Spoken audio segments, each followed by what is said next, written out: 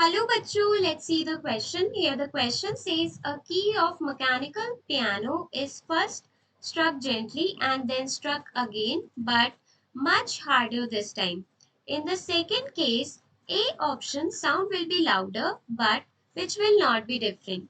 B option sound will be louder and the pitch will also be higher. C option sound will be louder but pitch will be lower and D option both loudness and pitch will remain unaffected.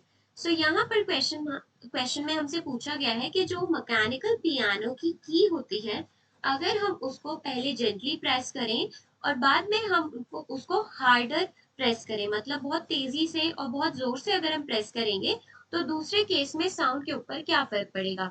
सो यहाँ पर हमारे पास की concept क्या use हो रहा है। की concept है हमारे पास loudness of sound. Loudness of sound. अब सबसे पहली बात हम एक ही की को प्रेस कर रहे हैं मतलब की फ्रीक्वेंसी तो सेम रहेगी। फ्रीक्वेंसी सेम रहेगी मतलब कि जो हमारे पास पिच है वो अनअफेक्टेड रहेगी। So pitch will remain unaffected क्योंकि एक ही की के साथ डील किया जा रहा है। कीज की फ्रीक्वेंसी एक की फ्रीक्वेंसी कांस्टेंट रहती है because frequency remains unchanged. Pitch frequency dependent होता है तो अगर फ्रीक्वेंसी चेंज नहीं हो रही तो पिच भी चेंज नहीं होगा बिकॉज फ्रीक्वेंसी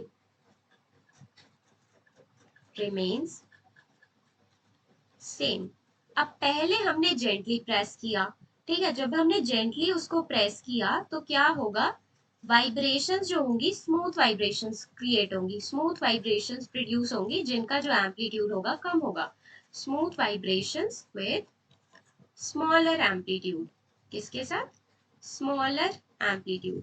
और जब हमने उसको हार्डली प्रेस किया, बहुत जोर से प्रेस किया, when it is struck harder, struck harder, तो वहां पर हमारे पास एम्पलीट्यूड जो प्रोड्यूस होगा साउंड वेव्स का, sound waves produced with high amplitude, sound produced with greater amplitude. तो अगर यहाँ पर एम्पलीट्यूड ज्यादा है तो हमको पता है लाउडनेस ऑफ साउंड जो होता है एम्पलीट्यूड के डायरेक्टली प्रोपोर्शनल होता है।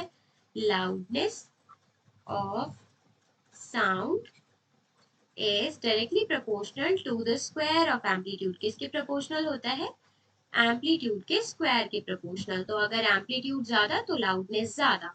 सो यहाँ पर जो हमारा सेकेंड टाइम जो साउंड प्रोड्यूस होगा वो लाउडर होगा क्योंकि एम्पलीट्यूड ज्यादा होगा, बट पिच जो होगा वो सेम होगा, मतलब pitch will not be different क्योंकि फ्रीक्वेंसी चेंज नहीं होगी। So here A option will be correct. Hope you understood it well. Best of luck and thank you.